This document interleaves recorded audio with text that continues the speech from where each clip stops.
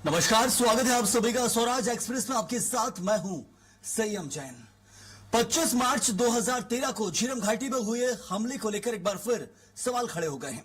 बस्तर सांसद महेश कश्यप ने झीरम घाटी घटना को लेकर कहा कि कांग्रेस के नेताओं ने प्रोटोकॉल तोड़ा था और जानबूझकर रूट बदला था, जिससे इतनी बड़ी घटना हुई और छत्तीसगढ़ कांग्रेस के बड़े लीडर शहीद हो गए।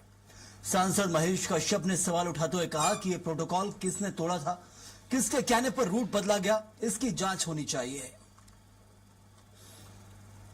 तो 2013 में हुए झीरम घाटी कांड को लेकर अब माहौल गर्माते नजर आ रहे हैं महेश कश्यप, और कहा जा रहा है कि उस वक्त जांच नहीं हुई, लेकिन अब जांच होनी चाहिए कि आखिर वो प्रोटोकॉल किसने बदला, रूट किसने अलग डाइवर्ट करवाया था, जिससे बड़ी घटना हुई। और हमारे बस्तर क्षेत्र में हमारे जो आरोपी भी लगते हैं उसकी सब लगता है। और जैसे सुकमा से उनका गादीरास होके दंतेवाड़ा का रूट का उनका प्रोटोकॉल बताया गया था, लेकिन उसके बाद भी प्रोटोकॉल तोड़ के जो झीरम तोंगपालों के झीरम कर से जगदलपुर की तरफ को डाइवर्ट कर दिया गया, बड़े नेताओं को बाई रोड लाया गया और जहां झीरम में बड़ा दुर्भाग्यजनक घटना हुआ।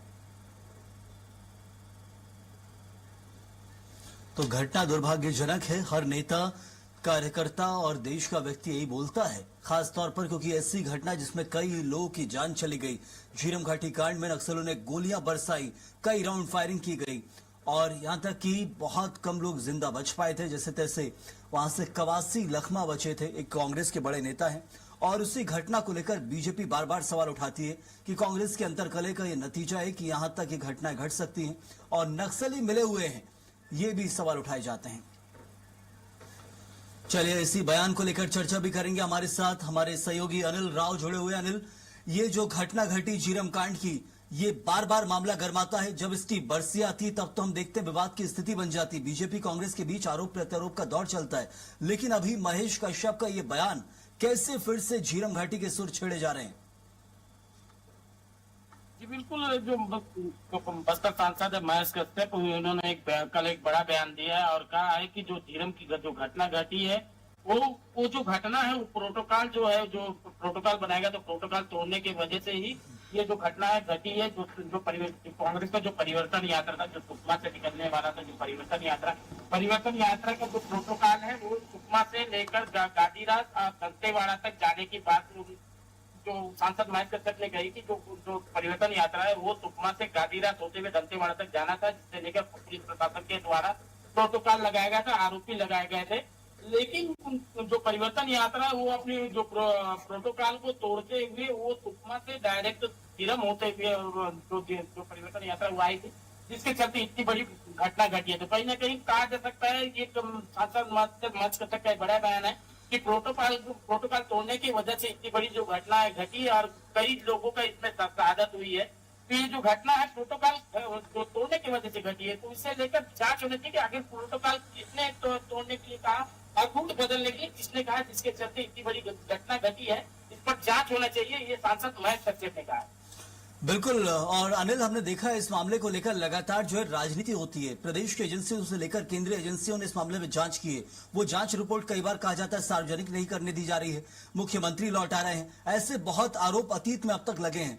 लेकिन महेश कश्यप यदि चाहते हैं तो इस वक्त हम जानते हैं प्रदेश में और केंद्र में क्या कुछ हो रहा है। प्रदेश और केंद्र में सरकार बीजेपी की, उन्हीं की पार्टी की, चाहे तो जांच करा सकते हैं। कश्यप ने बात कही है कि जो घटना झीरम घटना जो बहुत बड़ी घटना है, बहुत सही घटना है कि इस तरह। चलिए, बिल्कुल मैं लौटता हूं अनिल आपके पास। हमारे साथ इस वक्त कांग्रेस से विधायक रहे रेखचंद जैन जुड़े हुए हैं, पूर्व विधायक रहे।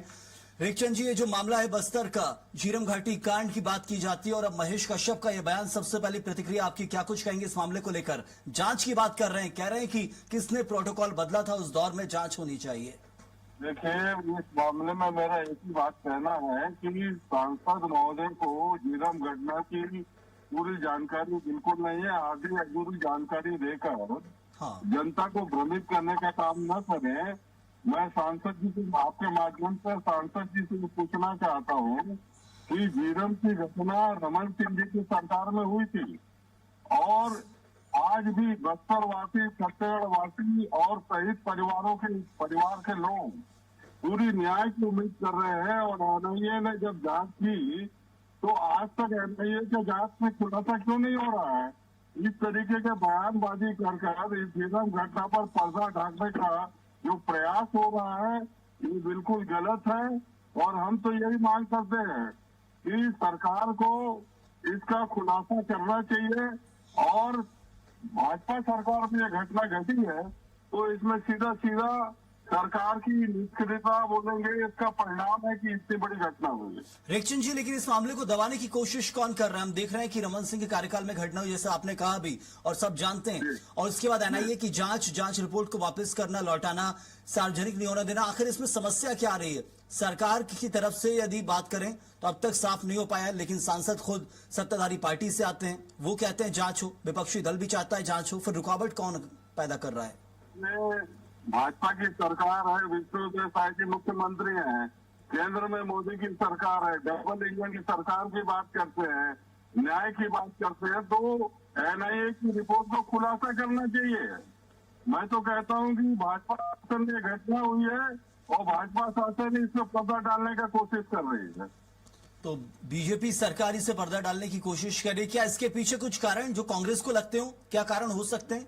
भाई कारण ये है कि सत्यता की बात सामने आनी चाहिए कि भूपेश सरकार में तो एसआईटी गठन किया था, हाँ। लेकिन इनकी सरकार आते ही इस चीज को बदल दिए। एनआईए की रिपोर्ट भी नहीं सामने आ रही है, न कोई कार्रवाई हो रही है, और इस तरीके से बयान सांसद के महोदय के मुंह से आना मतलब मामले को पर्दा ढांकने का प्रयास है। बिल्कुल। सरकार के मुखिया हैं, उनको खुलासा करना चाहिए। जरूर। तो इस तरह से मामले को एक तरह से गुमराह किया जा रहा है इस वक्त, हम यही समझेंगे। सत्ताधारी दल बोल रहा है कि जांच होनी चाहिए, लेकिन जांच उनके हाथ में, रोक कौन रहा है, एक बड़ा सवाल। बहुत शुक्रिया आपका रेखचंद जी हमारे साथ जुड़ने के लिए, और अनिल राव हमारे संवाददाता भी हमारे साथ जुड़े, कई बहुत बहुत शुक्रिया।